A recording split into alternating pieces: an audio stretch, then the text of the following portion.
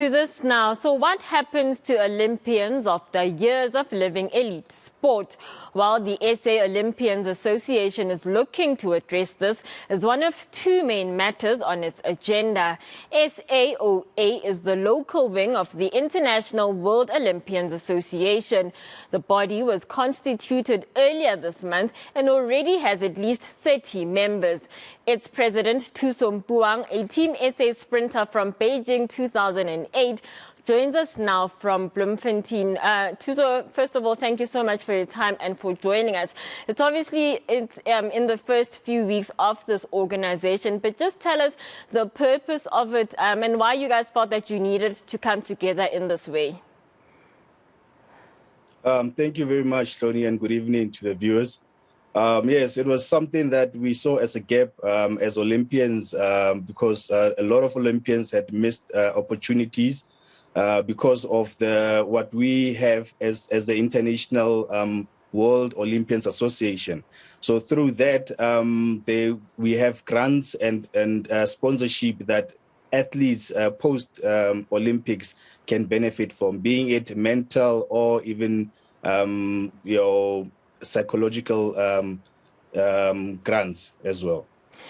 Just talk to us a bit more about that. How difficult is it for athletes to leave the world of elite sport and to kind of find their way once they have left the elite or high performance environment?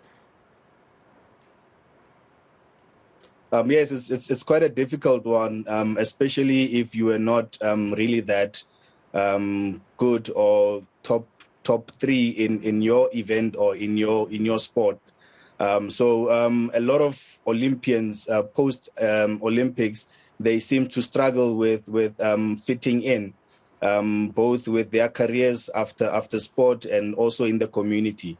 So we're looking also into ensuring that we mix the two together and ensure that an Olympian becomes a community leader as well. Okay, just talking about the community aspect of it, of course, one of your two of your main aims are to focus on the athletes and then just to kind of have community involvement. Just for you as someone who would have come through the community and, you know, that sort of environment, how important is it to have that and to see other kids coming through the system?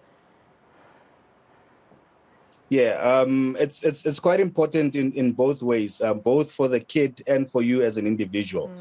For the kid, we all know, especially growing up in the locations, that we all looked up to somebody that eventually led us to the paths of the sporting activities that we end up taking.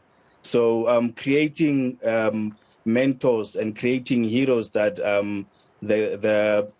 the children or the younger athletes can look up to. It's something that we as the SOA want to instill within our communities to ensure that they know where they're working towards.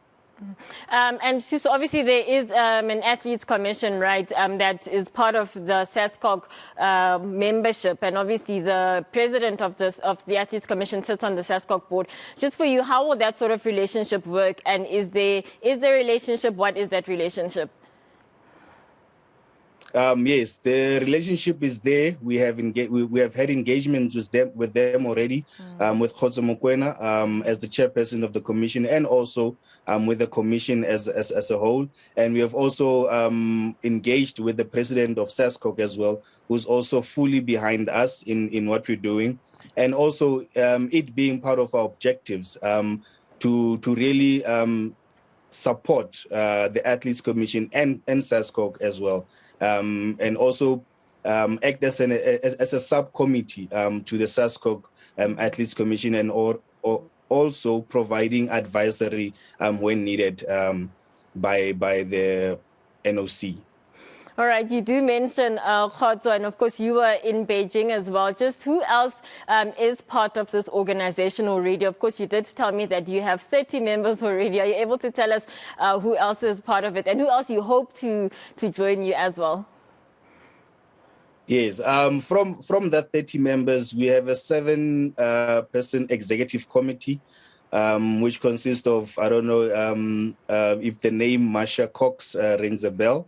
It does. From hockey. Hockey, yeah. Yes. And also, I also have Chris Dednam from badminton as well in our executive committee. But overall, we also have LJ Van Zyl. We have Bridget Hartley. We have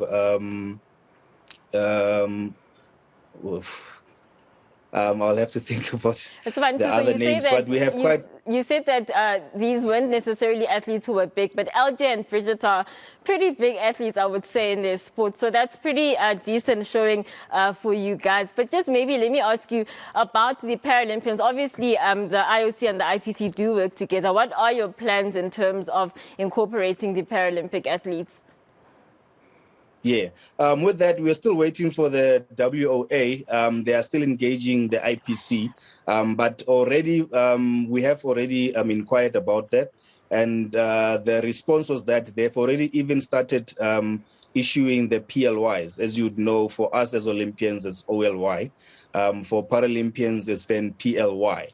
So they've already they are at advanced stages of concluding that, and once that is concluded, we will also be taking up and issuing PLYs from a national point of view. Okay, Thuso, maybe my final question to you is just advice. I mean, you've done pretty well for yourself to move from being an Olympian and in elite sport, high-profile environment. Advice for up-and-coming athletes. SASPOC talks a lot about the class of 2024 and even 2028. What can they do to make sure that after all of this is done, that they can continue with some form of life, maybe not sporting, but just go on with life and kind of incorporate into maybe normal society out of high-performance sport? Yeah, always. I always say when I talk to other athletes that there's always life after athletics or life after sport in general.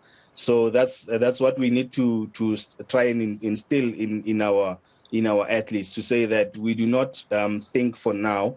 We actually try to think as well as for the future, so that when you know that you are done with your sport, you still have something to look back to and to say, this is what I achieved and this is what is going to take me or push me to get into a different level of my sport or of the community. I mean, like you say, with myself, I managed to switch my spikes for formal shoes. So I ended up becoming an administrator in sport, of which it was also based on my qualifications that I could then implement what I've been studying in my university lives back into the sport. And as much as it was not really sports focused, but administratively, I could still find a gap to contribute into the sport. Right, that is where we will leave it with the president of the newly formed SA Olympians Association, Thuso Mpuang. That is all for the evening.